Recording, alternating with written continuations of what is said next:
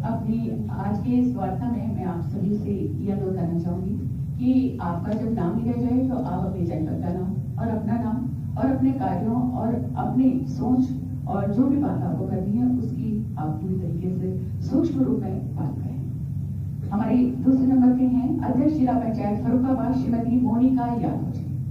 आप वहीं से बोल सकती हैं।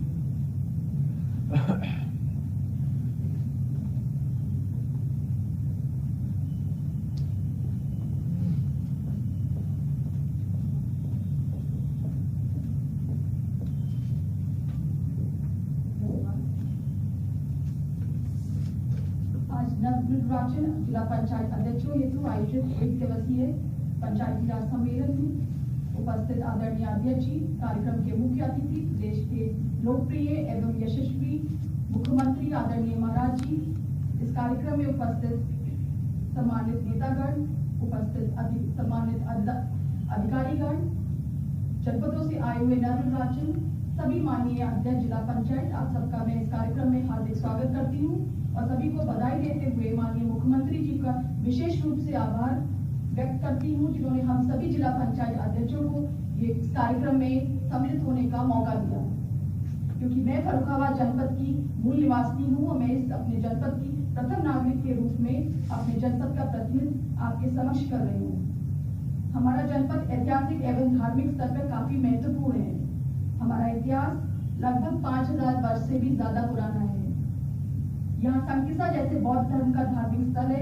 हमारे जनपद में महाभारत काल में पांडवों ने प्रवास किया है। जनपद के नगर कंपिल में मां द्रौपदी का मायका रहा है। कंपिल में जैन धर्म का अंतर्राष्ट्रीय प्रसिद्ध मंदिर स्थापित है, जहाँ पे अंतर्राष्ट्रीय स्तर पे लोग आते हैं दर्शन के लिए। इसी के साथ मैं आपका ध्यान जनपद के आर्थिक एवं व्यवसायिक पृष्ठभूमि पे भी डालना चाहती हूँ। जनपद की बड़ी संख्या में आबादी कृषि पर निर्भर करती है और जनपद के मुख्य कृषि उत्पाद आलू है। एक समय पे एशिया की सबसे बड़ी आलू मंडी कहलाने वाली फर्रुखाबाद की मंडी आज समय के अनुसार सुविधाओं के अभाव में अपना महत्व और व्यापार खोती जा रही है, क्योंकि आलू के उत्पादन की खपत हेतु चिप्स जैसे अन्य कोई भी कारखाने संचालित नहीं है। इसी प्रकार शहर का प्रसिद्ध छपाई और जरदोजी का व्यवसाय जिस पर लाखों संख्या में गरीब परिवार निर्भर करते हैं, वो भी अपना समय के साथ प्रभाव फीका करता जा रहा है। मेरा आपसे अनुरोध है कि जिस तरह हमारे जनपद की अर्थव्यवस्था इस वजह से खराब होती जा रही है, उसके लिए अगर हम लोगों के पास जरदोजी से जुड़े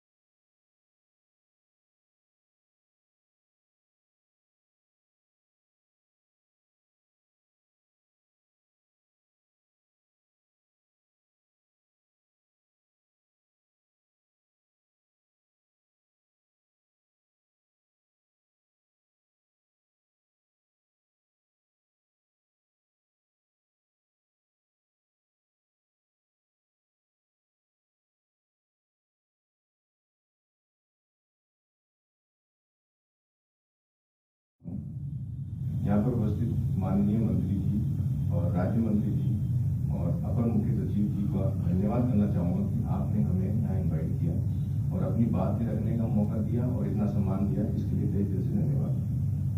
अब मैं आपके समक्ष अपने मेरठ जिले को रिप्रेजेंट कर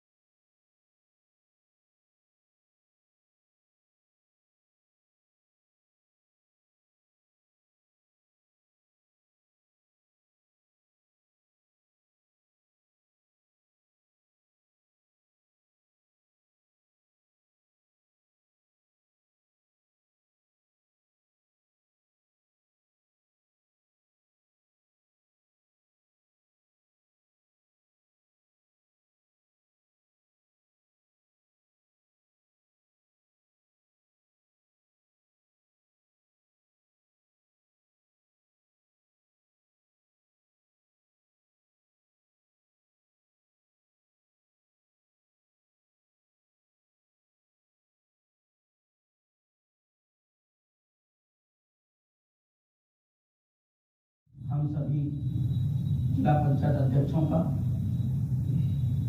जो न्याय और ईमान की प्रतिमूर्ति, जिन्होंने अपने प्रदेश में नहीं देश में ईमानदारी की, न्याय और निर्भीकता की जो सब छब पूरे देश में छोड़ी है, हम ऐसे प्रदेश के महान मुख्यमंत्री के चरणों को बार बार प्रणाम करते हैं। इस कार्यक्रम में उपस्थित पंचायती राज के माननीय मंत्री जी को प्रणाम करते हैं, राज्य मंत्री जी को प्रणाम करते हैं और खास तौर से पंचायत राज के सभी अधिकारी मौजूद हैं, हमारे अपर मुख्य सचिव और अध्यक्षगण।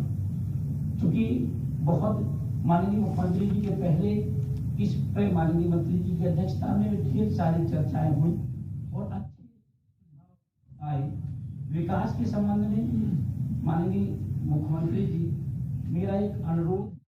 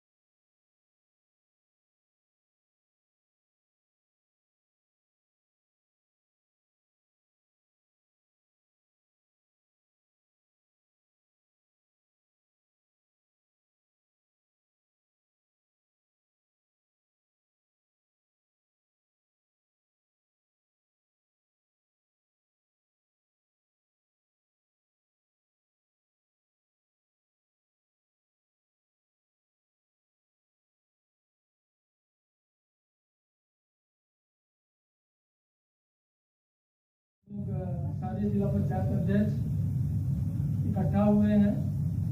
परम श्रद्धेय आदरणीय पूजनीय हमारे माननीय मुख्यमंत्री जी महाराज जी, हमारे सहकारिता मंत्री भूपेंद्र चौधरी जी, हमारे पंचायती राज मंत्री भूपेंद्र चौधरी जी, उपेंद्र तिवारी जी हमारे राज्य मंत्री, एशियन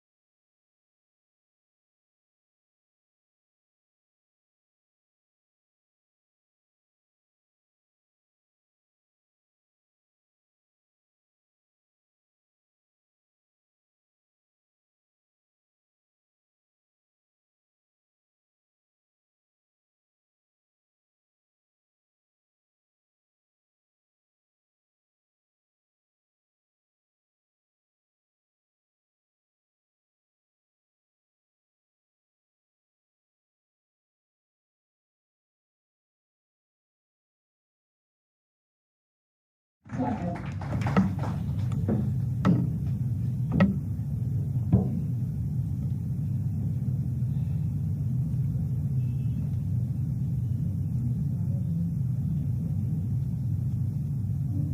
प्रदेश के नवनिर्वाचित जिला पंचायत अध्यक्षों की आज के इस एक दिवसीय प्रशिक्षण कार्यक्रम में उपस्थित प्रदेश सरकार में मेरे वरिष्ठ सहयोगी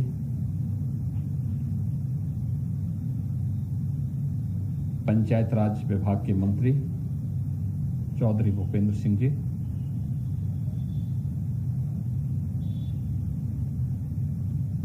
विभाग के राज्य मंत्री और खेलकूद और युवा कल्याण विभाग के मंत्री सुपेंद्र तिवारी जी,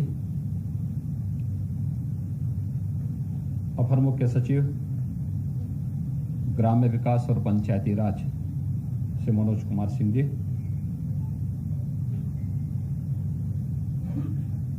विभाग के सभी अधिकारीगण, उत्तर प्रदेश के सभी नवनिर्वाचित जिला पंचायत के अध्यक्षगण, आज के इस एक दिवसीय विशेष प्रशिक्षण में आप सब उपस्थित हुए हैं। मैं इसके लिए आप सबका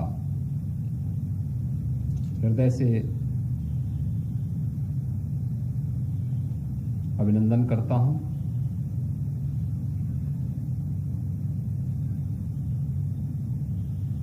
प्रशिक्षण का अपना महत्व होता है। परस्पर संवाद को आगे बढ़ाने, एक दूसरे के अनुभव से जानने और जहां कहीं भी अच्छा है उसे स्वीकार करने, अंगीकार करने का एक अवसर हमें प्रशिक्षण देता है।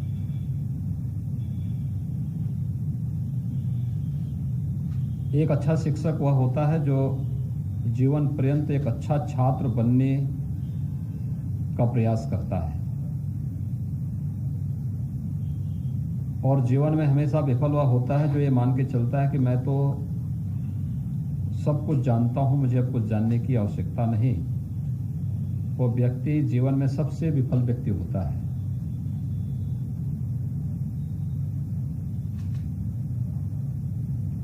ये प्रशिक्षण हमारी निरंतरता का हिस्सा बनना चाहिए।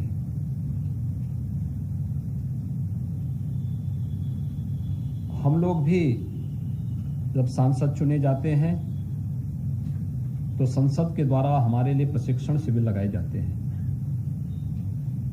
वो 3 दिवसीय भी होता है, साप्ताहिक भी होता है और पार्टी के स्तर पर भी अलग से प्रशिक्षण के कार्यक्रम तैयार किए जाते हैं। मुख्यमंत्री के रूप में भी जब हम लोग आए थे तो भारत सरकार के साथ मिलकर के हम लोग उस प्रशिक्षण के साथ जुड़े थे, क्योंकि हमें कोप मंडूक नहीं बनना है। हम क्या अच्छा कर रहे हैं और देश के अंदर कहां अच्छा हो रहा है वह भी हमें जानना है। और मुझे लगता है कि जिला पंचायत एक बड़ी संस्था होती है। त्रिस्तरीय पंचायत की यह बैकबोन है, उसकी रीढ़ है। इस दिशा से आपकी बहुत बड़ी भूमिका है। त्रिस्तरीय पंचायत में अगर हम देखते हैं तो सर्वोच्च संस्था के रूप में जिला पंचायत है। ग्राम पंचायत के बाद क्षेत्र पंचायत, क्षेत्र पंचायत के बाद जिला पंचायत। और जिले के अंदर आप में से जितने भी जिला पंचायत के अध्यक्ष हैं अपने अपने जनपदों में 15 लाख से लेकर के 65 लाख तक की आबादी का प्रतिनिधित्व करते हैं। यानी जितने बड़ी आबादी का प्रतिनिधित्व करते हैं दुनिया में, बहुत सारे ऐसे देश हैं जिनकी आबादी उतनी भी नहीं है। तो स्वाभाविक रूप से एक बड़ी आबादी का प्रतिनिधित्व करने के कारण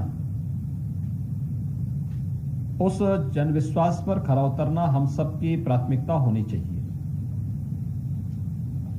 अगर हमने अपने जीवन में प्राथमिकताएं तय कर ली और उसके अनुरूप प्लानिंग को हमने महत्व दिया, तो सफलता तो फिर हमारे पैरों को चूमती हुई दिखाई देगी। महत्व इस बात का नहीं कि आपको सारे पावर दे दिए जाएं। महत्व ये कि जो पावर आपके पास है उस ताकत का इस्तेमाल आप उस जनविश्वास को बनाए रखने में किस रूप में कर रहे हैं, इसका है। आपने देश को बदलते हुए देखा होगा। ये राजनीतिक मंच नहीं है, लेकिन जहां अच्छा होगा वहां में उस अच्छाई को स्वीकार करने की आदत भी डालनी होगी। 2014 के पहले देश के अंदर स्थिति क्या थी? एक अविश्वास का वातावरण था, लोगों में भय था, पता नहीं क्या हो जाएगा। रोज एक नई भ्रष्टाचार की कथा देश के अंदर देखने को मिलती थी। वैश्विक मंच पर भारत का सम्मान लगातार गिर रहा था और देश के अंदर अव्यवस्था का सा वातावरण था।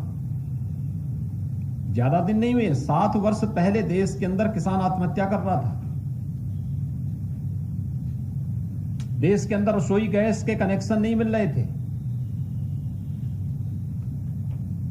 जनता को मिलने वाली हर सुविधा में व्यापक भ्रष्टाचार था।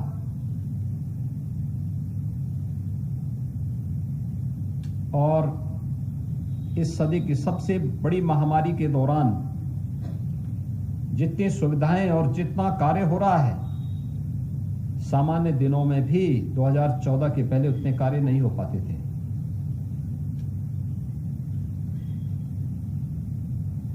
– 2014 में प्रधानमंत्री के रूप में मोदी जी का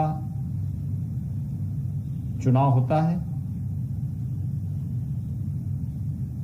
और मोदी जी का चुनाव होने के बाद लोगों ने एक आशंका व्यक्त की थी, पता नहीं क्या होगा। उन्होंने अपने पहले ही संबोधन में इस बात को कहा था कि मैं भारत का प्रधानमंत्री हूं। 125 करोड़ लोगों का प्रतिनिधित्व करना और वैश्विक मंच पर उनके सम्मान को बढ़ाना, यह मेरा दायित्व होगा। और उन्होंने उस समय कहा था कि मैं देश की योजनाओं का आधार किसी व्यक्ति, किसी जाति, किसी मत, किसी मजहब, किसी क्षेत्र या किसी भाषा को नहीं बनाऊंगा। इसका आधार बनेगा गांव, गरीब, किसान, नौजवान और महिलाएं और समाज का वह तबका जो अपने आप को अब तक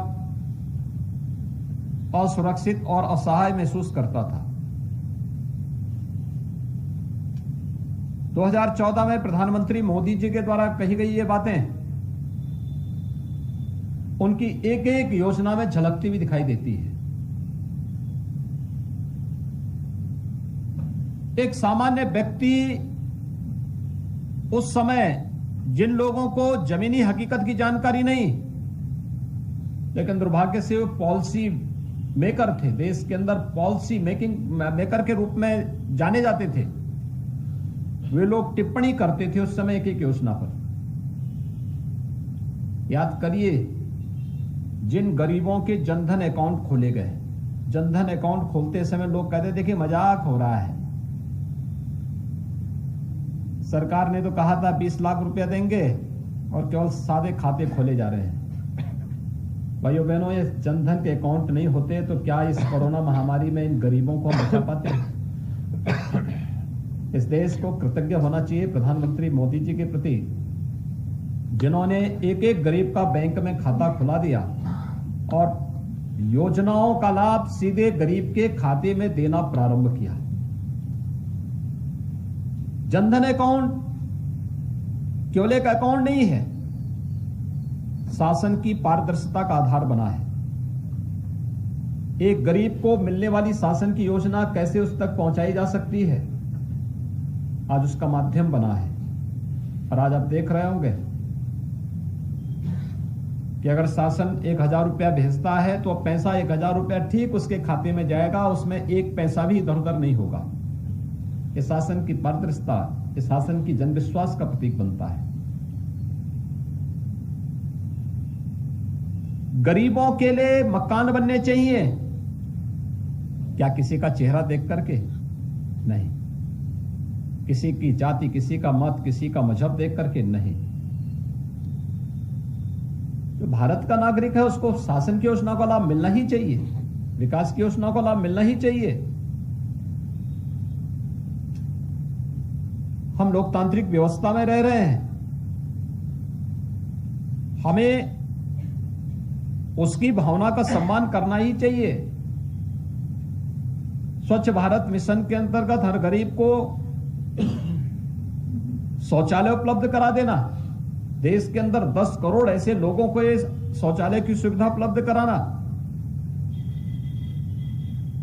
रसोई गैस 2014 के पहले इस रसोई गैस में से आप में से बहुत सारे लोग ऐसे होंगे जिन्होंने स्वयं भी लाठी खाई होगी या लाठी खाते हुए देखी होगी।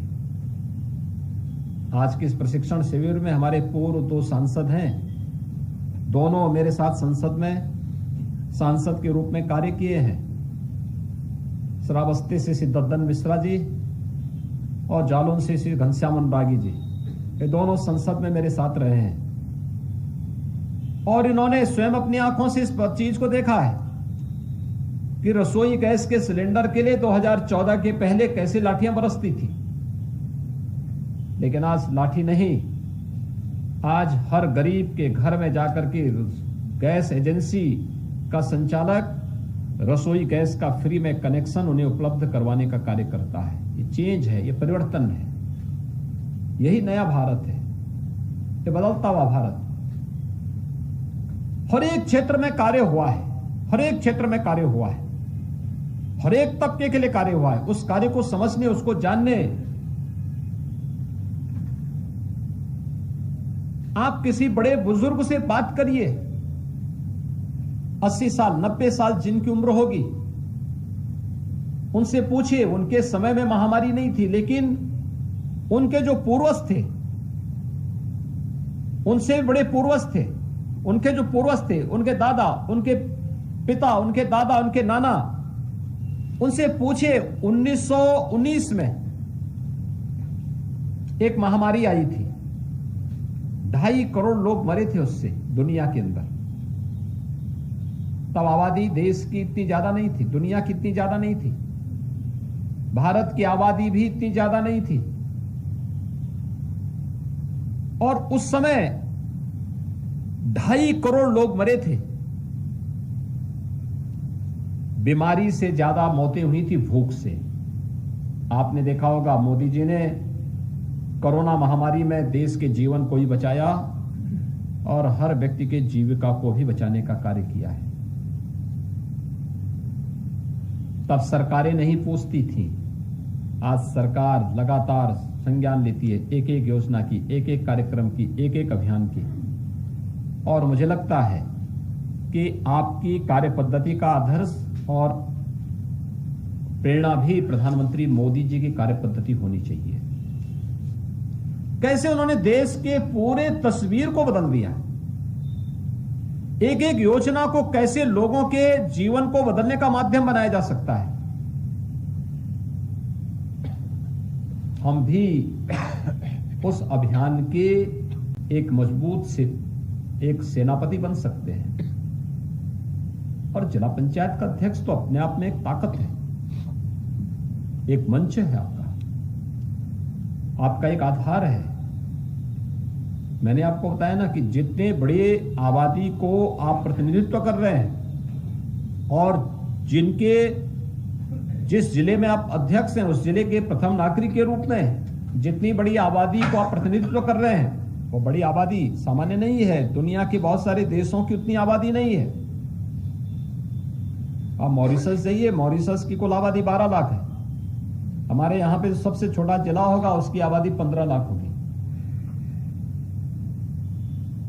आप दुनिया के अंदर बहुत सारे देशों की आबादी इससे भी कम है। वेटिकन सिटी में अगर आप जाएंगे तो उसकी आबादी उससे भी और कम है। वो तो 1 लाख कभी आंकड़ा पूरा नहीं कर पाता है। यानी उस बड़ी आबादी के लिए बहुत कुछ करने के लिए आपके पास एक अवसर है। महत्व तो इस बात का नहीं होता है कि व्यक्ति कितने दिन जिया है, महत्व तो इस बात का होता है कि जितने दिन जिया है कितनी प्रतिबद्धता के साथ, कितनी मजबूती के साथ उसने अपने उस ताकत का इस्तेमाल करते हुए उनके जीवन में परिवर्तन लाने का कार्य किया है। और आज का ये प्रशिक्षण आपका उसी का हिस्सा है। बहुत कुछ आप लोगों के पास अपना अनुभव होगा। आप में से जितने भी जिला पंचायत अध्यक्ष आए हैं, मुझे प्रसन्नता है कि 56% स्थान जिला पंचायत अध्यक्ष के महिलाओं ने प्राप्त किए हैं और उनके पास अपना एक अनुभव होता है। उनके पास अपने परिवार का, अपने गृहस्थी के संचालन का।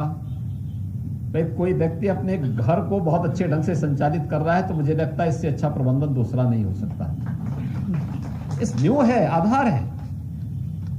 और अगर आप अपने घर के व्यवस्था को, जहां पर भाई एक पति और पत्नी 2 अलग अलग परिवारों से आते हैं, अलग अलग वैचारिक पृष्ठभूमि होती है, अलग अलग पारिवारिक पृष्ठभूमि होती है, लेकिन समन्वय से कैसे इस परिवार के दायित्व को आगे बढ़ाना है, दोनों आपस में सहमति और असहमति के बीच में समन्वय बना करके चलते होंगे तब परिवार आगे बढ़ता होगा। अगर दोनों अलग अलग रास्ते अपनाने लग जाएंगे तो परिवार की स्थिति दुर्गति हो जाएगी। परिवार की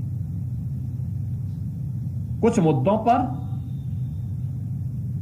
दोनों में से किसी एक को कॉम्प्रोमाइज करना होता होगा, सहमति बनानी होती होगी, और फिर एक दूसरे की भावनाओं का सम्मान करते हुए, परिवार के अन्य सदस्यों का सम्मान करते हुए सभी को एक साथ लेके जाना, वह परिवार है।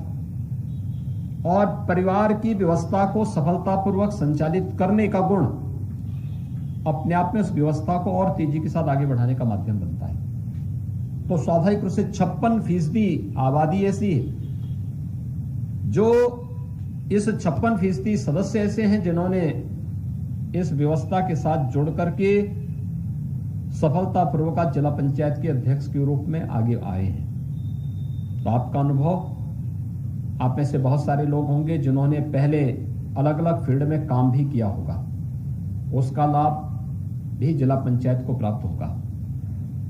ऐसे जिला पंचायत अध्यक्ष के रूप में जो लोग हैं, यानी कुछ ब्लॉक प्रमुख रहे होंगे, कुछ लोग प्रधान रहे होंगे, कुछ लोग जिला पंचायत सदस्य रहे होंगे, कुछ लोग विधायक रहे होंगे, कुछ लोग सांसद रहे होंगे, कुछ लोग पहले से भी जिला पंचायत अध्यक्ष रहे होंगे।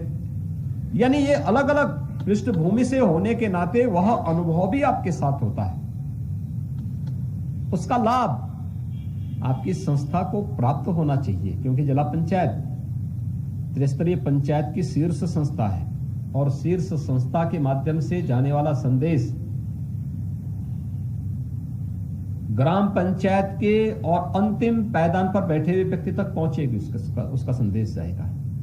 उस उद्देश्य से हम लोगों को एक तो कार्य करना होगा, और ये प्रशिक्षण, 1 दिवसीय प्रशिक्षण, एक आपके साथ विभाग के अधिकारियों का इंटरेक्शन हो, विभाग के साथ समन्वय बनाने या संवाद बनाने में अगर कोई संकोच है तो आप एक बार अपनी बात को वहां पर निसंकोच तरीके से कह करके अपनी बात को वहां पे रखें और फिर कम शब्दों में अपने कार्यक्रम को आगे बढ़ाएं। दूसरा, कार्य पद्धति में आमूलचूल परिवर्तन करने की तैयारी होनी चाहिए। देखिए, आपका पूरा कैरियर इस पे निर्भर करता है। आप जो कार्य करेंगे वो प्रभाव वाला होगा, और लोगों का जो संदेश होता है, बहुत बार सरकार जो निर्णय लेती है आवश्यक नहीं कि आपके माध्यम से या किसी और के माध्यम से हमारे पास जा रहे हैं। कॉमन मैन के मुंह से जो बातें निकलती हैं, यानी ह्यूमन इंटेलिजेंस बहुत बड़ी भूमिका का निर्वहन करता है। वह एक व्यक्ति दूसरे के साथ हमारे यहां बहुत अच्छा काम हो रहा है, अच्छा काम हो रहा है, अच्छा काम हो रहा है, जब ये लोग बोलते बोलते आगे बढ़ते हैं तो उसका एक संदेश होता है। उस संदेश को अपने कार्य पद्धति के माध्यम से मजबूत करना, और ये हो सकता है। 75 जनपद हैं और जिला पंचायतों के पास इस समय प्रदेश के अंदर 2,900 करोड़ रुपए पड़े हुए हैं। इसकी कार्य योजना और उसकी प्राथमिकता तय करना। शासन ने भी कुछ प्राथमिकताएं आपके पास भेजी हुई है। उन प्राथमिकताओं के साथ समन्वय बनाते हुए कैसे आप आगे कार्य कर सकते हैं, कुछ मॉडल खड़े कर सकते हैं। सीडीओ के साथ, जिलाधिकारी के साथ बैठ करके कार्य योजना तैयार कर सकते हैं कि कौन कार्य किस विभाग से हो सकते हैं। क्या शासन की योजना के अंतर्गत पीडब्ल्यूडी के माध्यम से, ग्राम्य विकास के माध्यम से, या अन्य विभागों के माध्यम से कौन से कार्य संपन्न होने हैं, उनको अलग कर दें। अलग अलग विभागों के कार्य और कौन कौन से हैं, और जिला पंचायत को कौन से कार्य प्राथमिकता के आधार पर लेने, पूरे बोर्ड के माध्यम से उस प्रकार की कार्य योजना स्वीकृत करके समय पे आप तैयार करके उसको लागू कर सकेंगे, तो मुझे लगता है कि वह अपने आप में एक संदेश होगा। देखिए, कभी कभी कार्य पद्धति में कितनी विसंगतियां आती है। मुझे याद है, मैं आज से लगभग 15 साल पहले एक जिले में जा रहा था। संजोग से बारिश शुरू हुई तो मुझे कच्चा रास्ता था, तो मुझे अपनी गाड़ी छोड़नी पड़ी। मुझे एक गांव में जाना था, पैदल निकलना पड़ा। जब मैं पैदल निकला तो लगभग 1.5 किलोमीटर मुझे पैदल जाना पड़ा। मैंने देखा 1.5 किलोमीटर में लगभग 7 से 8 पुलिया बनी हुई थी। तो मुझे आश्चर्य हुआ। मैंने कहा ये पुलिया इतनी ज्यादा क्यों बनी हुई? सड़क कच्ची है और पुलिया, जितने में पुलिया बनी इतने में तो सड़क जो है कम से कम सोलिंग हो गया होता है इसमें। और तब मुझे बताया गया कि साहब इस सोलिंग के नाम पे, पुलिया के नाम पर, यानी ज्यादा एस्टिमेट बनाए जाते हैं और उसके नाम पर फिर ये पैसे का दुरुपयोग होता है, ठेके पट्टे बांटे जाते हैं। ये बदनामी की आधार बनते हैं और वहीं से पतन शुरू होता है, प्रगति अवरुद्ध होती है, गांव का विकास भी अवरुद्ध होता है, और सार्वजनिक जीवन में कार्य करने वाले जो कार्यकर्ता हैं उनके सामने भी एक संकट खड़ा होता है। मेरा आप सबसे अनुरोध होगा कि प्राथमिकताएं तय करिए। अच्छा, मैसेज देने वाला, आवश्यक नहीं कि आप सभी जिला पंचायत सदस्यों को पहली बार ही संतुष्ट कर सके। उनको बोलो कि प्राथमिकता के आधार पर अलग अलग 5 वर्ष की कार्य योजना आपके पास है, तो 5 वर्ष के लिए उस कार्य योजना को लेकर के आप चलेंगे तो प्राथमिकताएं क्या होनी चाहिए, कहां पे कौन से कार्य जिला पंचायत के माध्यम से ऐसे किए जाने हैं जो संदेश देने वाले हों और जिनके माध्यम से आप लोगों के जीवन में व्यापक परिवर्तन ला सकते हैं। शासन ने इसके लिए आपको सुझाव भी भेजे होंगे, विभाग के स्तर पर कुछ दिशा निर्देश भी जारी हुए होंगे। आप उसका अवलोकन स्वयं करेंगे तो उसको आपको जानने का एक अवसर प्राप्त होगा। दूसरा, जिला पंचायत की हर जनपद में अपने कार्यालय और अपना मुख्यालय होगा। मेरा आपसे अनुरोध होगा कि उत्तर प्रदेश में हम लोगों ने एक योजना चलाई है, एक जनपद एक उत्पाद की, 1 डिस्ट्रिक्ट 1 प्रोडक्ट की। और मैं चाहूंगा कि अगर आप लोग हैं तो यहाँ पर मुख्यमंत्री कार्यालय जो लोक भवन है उसके भूतल पर आप एक बार थोड़ा देखेंगे, वहां पे हमने हर जनपद की हर प्रोडक्ट को वहां पे डिस्प्ले किया है। आप कम से कम अपने जनपद के उस उत्पाद को वहां पे डिस्प्ले करके लोगों को दिखाएंगे तो उसकी एक ब्रांडिंग होगी। कोई भी आएगा देखेगा, या कोई अतिथि आता है जिला पंचायत में, उसको दिखाइए कि देखिए ये हमारी जनपद की एक विशिष्ट उत्पाद है। अलग अलग जनपद में उस प्रकार की संभावना है। उत्तर प्रदेश में यह एक बहुत बड़ा माध्यम है रोजगार का। जैसे अभी फर्रुखाबाद की जिला पंचायत की अध्यक्ष कह रही थी कि फर्रुखाबाद में जरी जरदोजी का काम होता था। हम लोगों ने हर जिले के लिए इस प्रकार की एक आइटम को हम लोगों ने तय किया है। जैसे फिरोजाबाद का है, ग्लास का उद्योग है, उसको नई तकनीक के साथ जोड़ने, उसकी डिजाइनिंग के लिए वहां पर उसको और क्या सुविधाएं दी जा सकती हैं। मुरादाबाद का है, पीतल उद्योग के रूप में विख्यात है। कन्नौज इत्र के लिए है। मेरठ स्पोर्ट्स आइटम के लिए है। भदोई वहां पर कालीन उद्योग के लिए है। अलग अलग जनपद को हम लोगों ने इसी तर्ज पर विकसित करने का प्रयास किया है।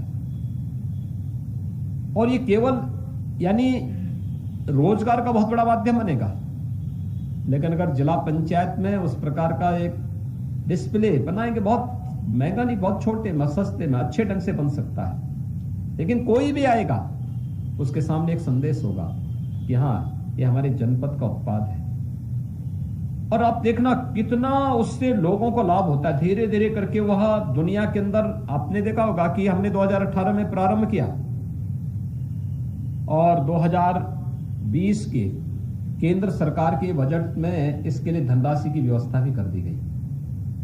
भारत सरकार ने हर राज्य को लिखा कि जैसे उत्तर प्रदेश एक जनपद एक उत्पाद की अपनी योजना चला रहा है, यह परंपरागत उद्यम को प्रोत्साहित करने, और कोरोना के दौरान आपने देखा होगा प्रधानमंत्री जी ने जब आत्मनिर्भर भारत की बात की, वोकल फॉर लोकल की जब बात की, तो उसमें उत्तर प्रदेश का, उसकी पृष्ठभूमि में उत्तर प्रदेश का यही एक जनपद एक उत्पाद की ही योजना है।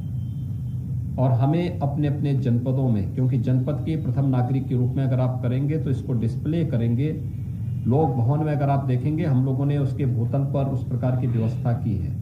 आप एक बार देखेंगे तो वह अपने आप में आप लोगों को भी आकर्षित करेगा कि वाह, ये हम अपने अपने, आप सभी जनपदों का मत करिए, कम से कम अपने जनपद का कर सकते हैं। एक छोटा सा एक डिस्प्ले वहां पर हो सकता है, कोई भी आएगा वो आकर के देखेगा कि हाँ ये इस जनपद की एक। दूसरा, अपने जिला पंचायत की आय को बढ़ाने के लिए हमें प्रयास करना होगा।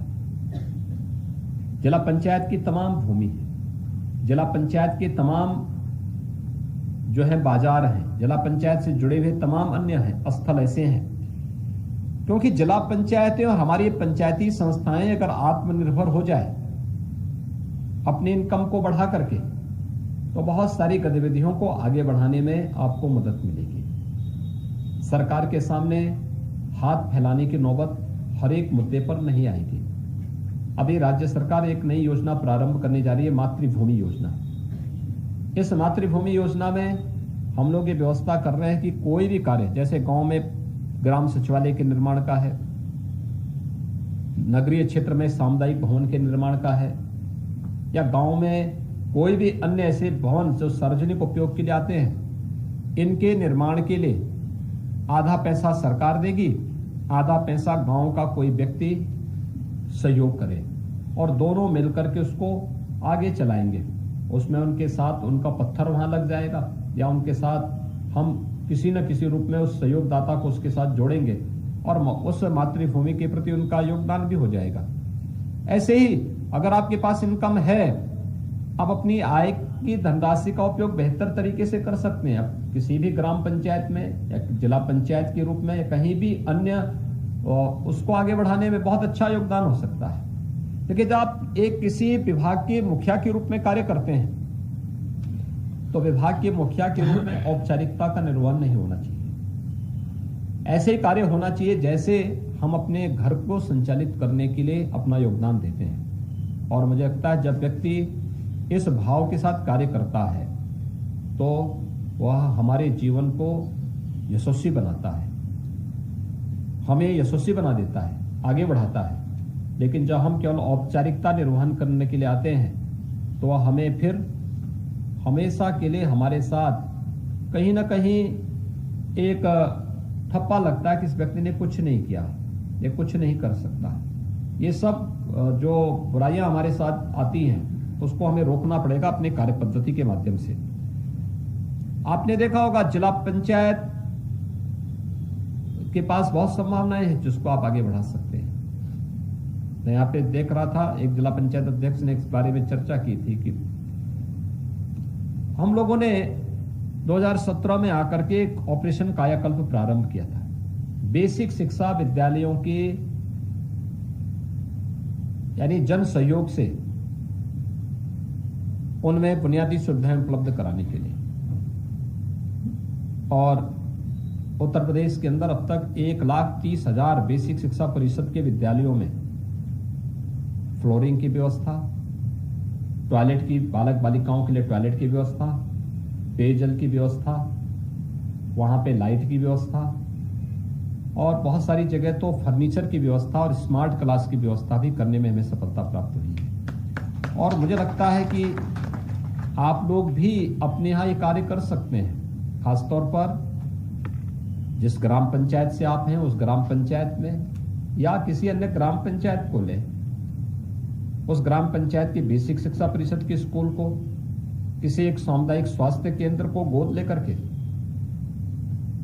वहां पर जाने का सड़क, खेल का मैदान, ओपन जिम के निर्माण की कार्रवाई कुछ तो कर सकते हैं। और फिर कोई व्यक्ति आपके पास आता है गांव में अतिथि के रूप में, जिला पंचायत का भ्रमण करने के लिए आता है, तो उस समय उसको बताइए ना आपने क्या किया है।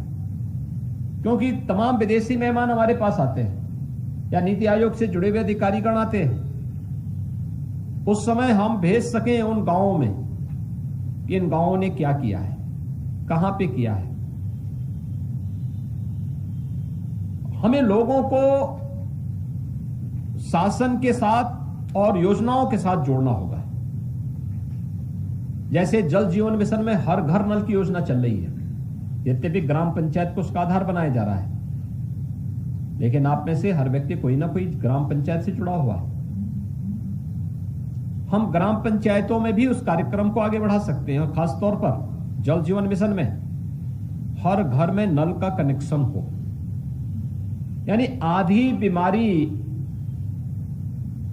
मनुष्य की दूर हो सकती है अगर उसको शुद्ध जल पीने के लिए मिल जाए। आधी बीमारी का कारण व्यक्ति को शुद्ध जल की उपलब्धता न होना है। यानी कितना खर्चा उस व्यक्ति का बचेगा। और अगर हम उसको इस बारे में कि हर व्यक्ति अपने पास मोबाइल फोन रखता है, मोबाइल फोन हो सकता है कि उसके द्वारा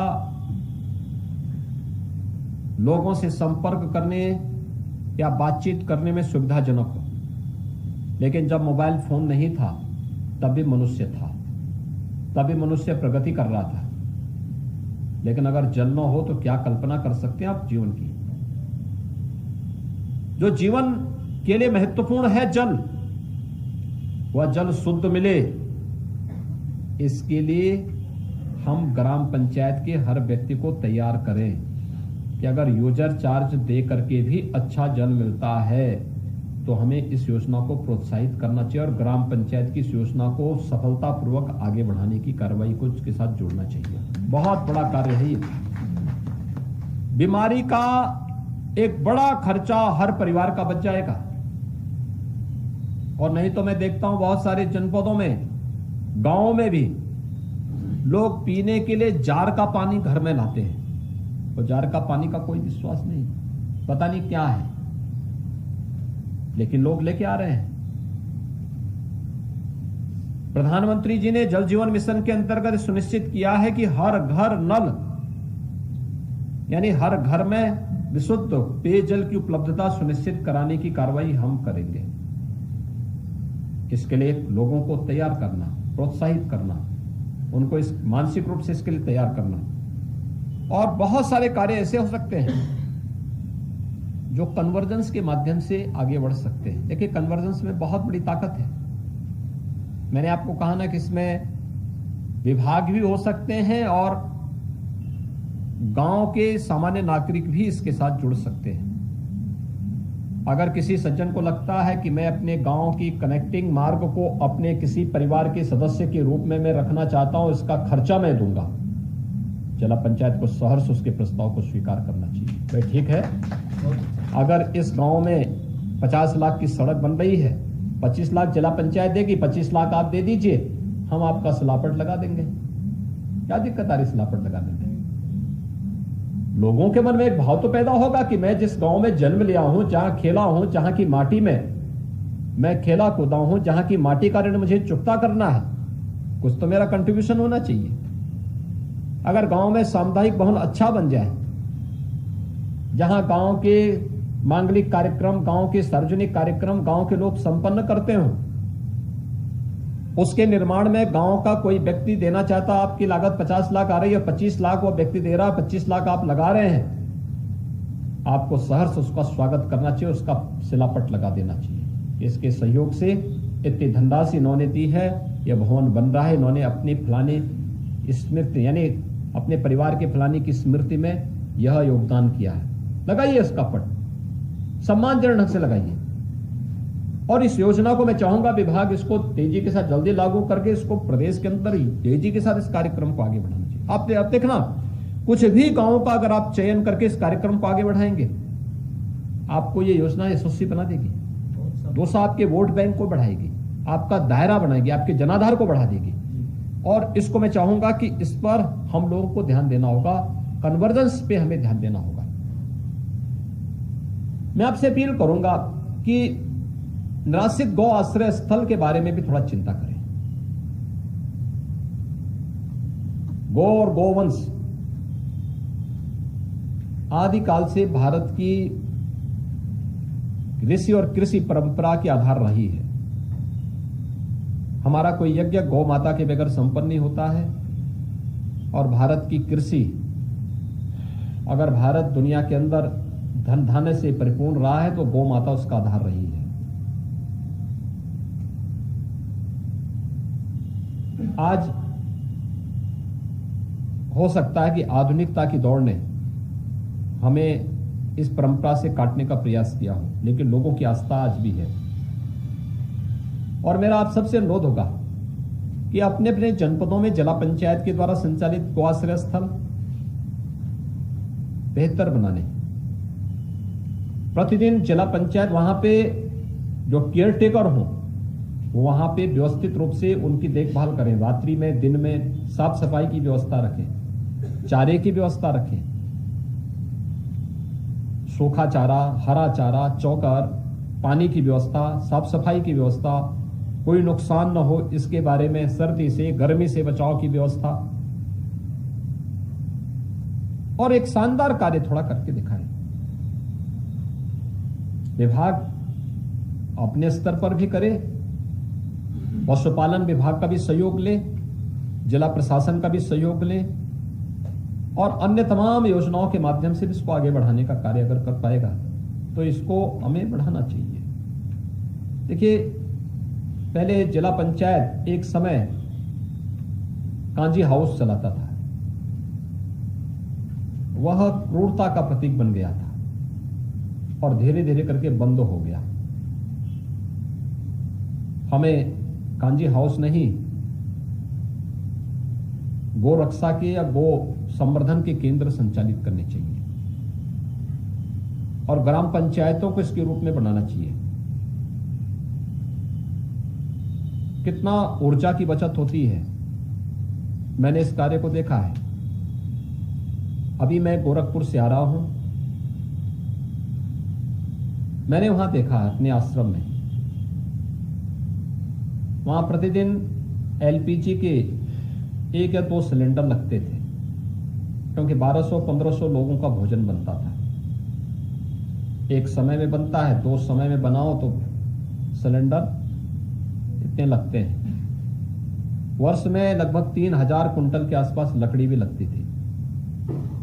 तो मैं ऐसे ही निकला, तो मुझे देखने में, मैं इस बात के लिए असमंजस में था, भी भोजन तो बन रहा है लेकिन धुआं नहीं दिखाई दे रहा है, क्योंकि पहले लकड़ी से भोजन बनता था, धुआं भी दिखता था। तो मैं पहली बार गया तो मुझे धुआं नहीं दिखाई दे रहा था, तो खैर मेरे पास समय नहीं था तो मैं देख नहीं पाया। अगली बार मैं मान के गया, मैंने कहा धुआं, मैंने एक बार मैंने कहा क्या भंडारा बन रहा है, भोजन सब लोगों के लिए बन रहा है? कहाँ बन रहा है? तो मैं कुछ बोला नहीं। मैं अगली बार गया, मैंने कहा मैं पहले जाके देखूंगा कहाँ कैसे भोजन बन रहा है कि धुआं नहीं दिखता, बिना धुआं के सब कुछ कैसे चल जा रहा है। तो मैं इस बार गया था, तो इस बार जाकर के मैंने देखा वहां पे गोबर गैस प्लांट से जो गैस निकल रही थी उससे भोजन बन रहा था। वहां पे लगभग 500 गोवंश है और 500 गोवंश से, और इतनी अच्छी लो चल रही थी उसकी, एक साथ 4 चूल्हे चल रहे थे। तो मैंने कहा ये चारों एलपीजी? उन्होंने कहा नहीं एलपीजी नहीं, एलपीजी का सारा खर्चा बच गया। आप सोचिए, जहां पे 50,000 60,000 खर्च केवल एलपीजी पे खर्च होता था महीने में, वर्ष में 3000 कुंटल लकड़ी पे खर्च होता था, ये सारी बचत हुई है। यह कार्य हर ग्राम पंचायत में हो सकता है।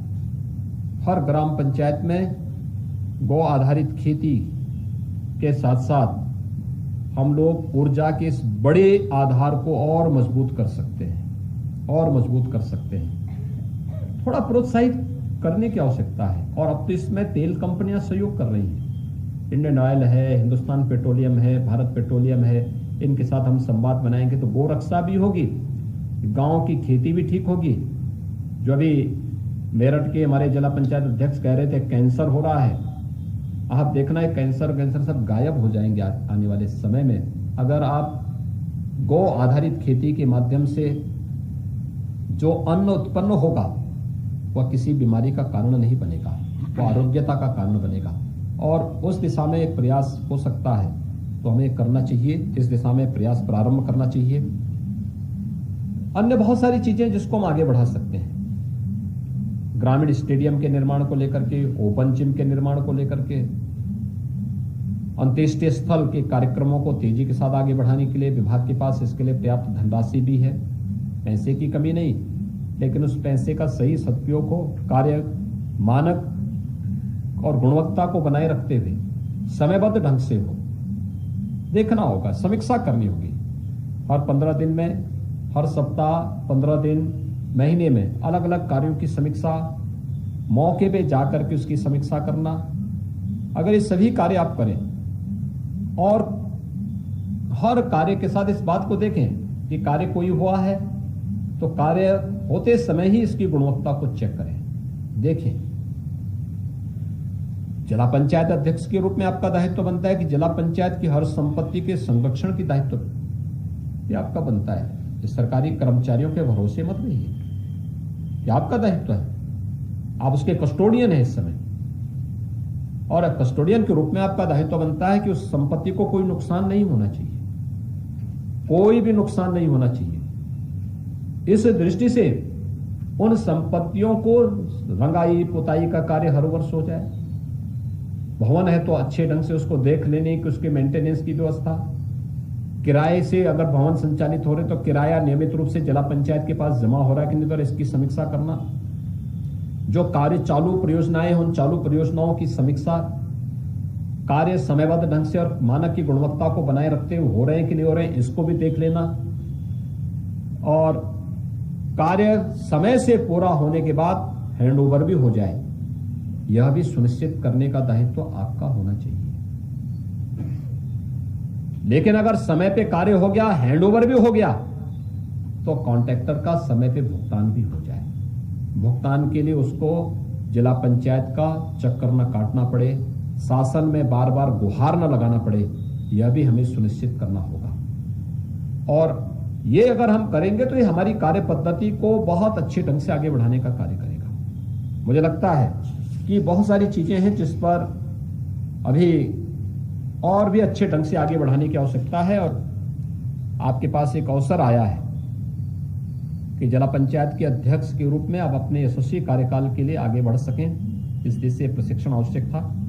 यहाँ पर अविश्वास प्रस्ताव के बारे में यहाँ पर आपकी जो भावनाएं हैं हम इसका सम्मान करते हैं और मैं विभाग से चाहूँगा कि इस प्रक्रिया को आगे बढ़ाने के लिए जो भी प्रयास हो सकते हैं उसको बढ़ाया जाना चाहिए, जिससे आप भी बेझिझक निसंकोच तरीके से अपने कार्य पद्धति को आगे बढ़ा सकें और साथ साथ अपनी कार्य पद्धति के माध्यम से पंचायती राज के अन्य संस्थाओं के सामने एक आदर्श भी प्रस्तुत कर सके। आपके इस प्रशिक्षण के लिए मैं विभाग के मंत्री श्री चौधरी भूपेंद्र सिंह जी को, भूपेंद्र तिवारी जी को, विभाग के अपर मुख्य सचिव श्री मनोज कुमार सिंह जी को और विभाग के अन्य अधिकारियों को धन्यवाद देता हूं। आप सबके उज्ज्वलमय भविष्य के लिए, एक यशस्वी कार्यकाल के लिए मैं अपनी मंगल में शुभकामनाएं आप सबके प्रति व्यक्त करता हूं। धन्यवाद। बहुत बहुत धन्यवाद। ये ज्ञापन दे दिया जाए। कार्यक्रम के